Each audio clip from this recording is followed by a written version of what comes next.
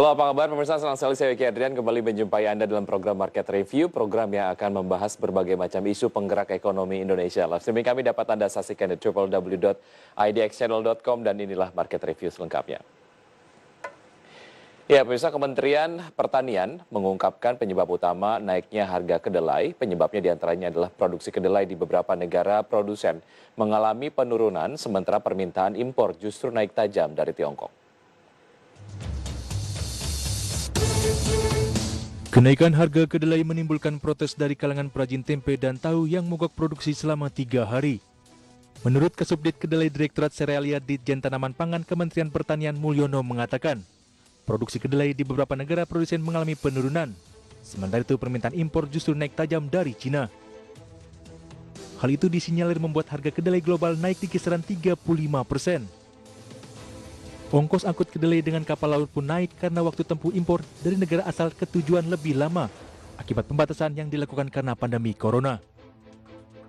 Dampak kejadian tersebut membuat impor kedelai yang masuk ke Indonesia turun 11,5% menjadi hanya 2,3 ton. Harga kedelai pun akhirnya naik menjadi 37% dibanding tahun sebelumnya, menjadi sekitar Rp8.300 hingga Rp9.200 per kilogram untuk jenis kedelai GMO impor grade 1. Berbagai sumber untuk IDX Channel.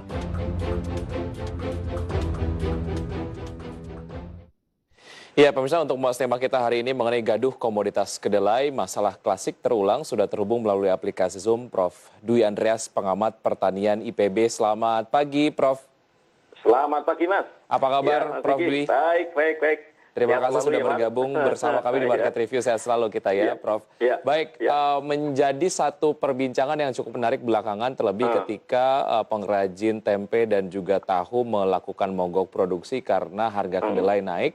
Beberapa hal yang tadi sudah disampaikan Kementerian Perdagangan ataupun ya perwakilan dari pemerintah menyampaikan penyebab kenaikan harga kedelai adalah perlambatan produksi kedelai, kemudian serta tingginya permintaan impor lah di Tiongkok. Analisa Anda mengenai hal ini seperti apa, Prof. Dwi? Iya, sama persis. Sebenarnya kedelai ini kan masuk dalam kelompok vegetable oil ya. Harga vegetable oil itu di sana ada kedelai, ada bunga matahari, lalu ada sawit dan sebagainya, itu kan mengalami peningkatan yang relatif tajam sejak Mei. Lalu khusus kedelai ini di beberapa negara produsen misalnya Argentina itu naik relatif tinggi, dari Mei sampai ke sekarang ini naiknya sudah 100%.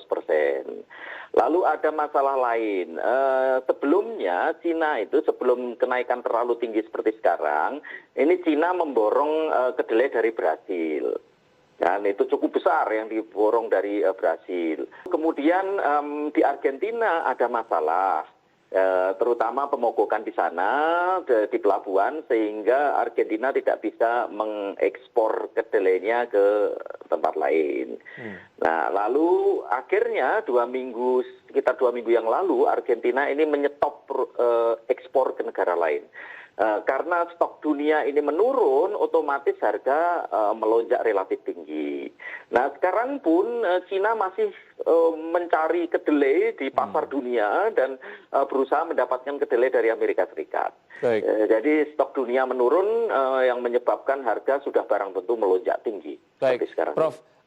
Selain untuk memenuhi kebutuhan di dalam negeri, pengamanan stok kedelai di Tiongkok ini kemudian menjadi salah satu alasan mengapa kemudian Tiongkok terus melakukan importasi kedelai lah dari berbagai macam negara produsen.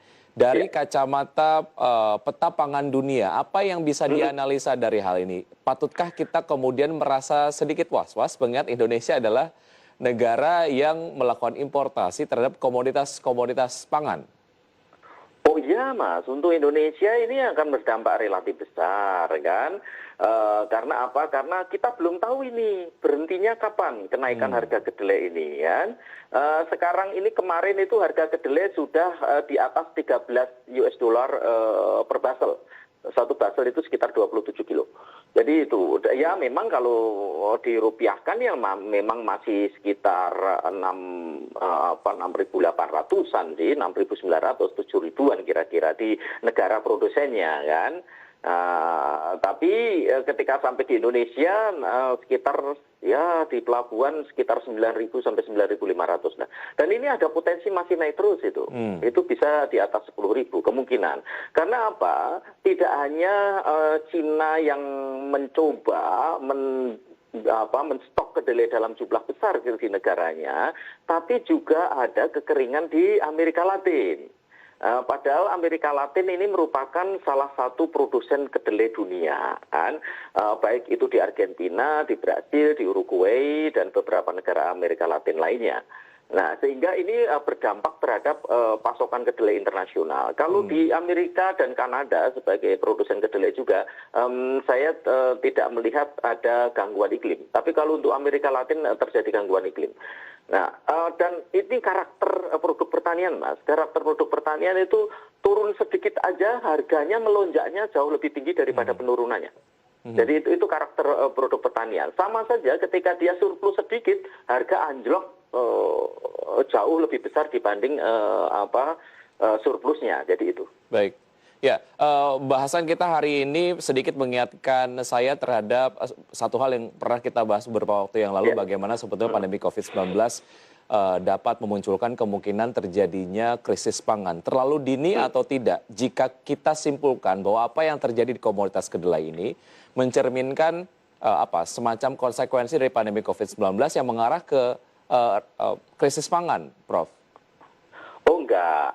Kalau terkait krisis pangan tidak. Karena apa? Krisis pangan itu yang paling menentukan adalah produksi serealia. Jadi produksi serealia dunia turun terus sebenarnya dan sekarang ini stabil. Kalau vegetable oil sih it's okay lah, tapi Indonesia kan juga menikmati keuntungan juga kan. Vegetable oil naik, ya walaupun kedelai harganya naik, tapi keuntungan yang kita peroleh dari ekspor kelapa sawit jauh lebih besar. Nah, jadi itu sebenarnya kan ya kita imbangin sajalah dari sisi impor kedelai terimbangi oleh kenaikan yang relatif besar di ekspor kelapa sawit, produk kelapa sawit. Jadi itu sih sebenarnya kalau saya tidak ada kekhawatiran tidak akan terjadi krisis pangan, ya ini sudah lewat 2020. Itu sebenarnya sejak April sudah saya sampaikan, saya tulis di beberapa media kan, bahwa tidak akan ada krisis pangan di tahun 2020. Itu. Baik, oke. Prof, kita akan lanjutkan usai jeda berikut ini karena kita harus jeda, dan pemirsa tetap di Market Review, usai jeda kami akan segera kembali.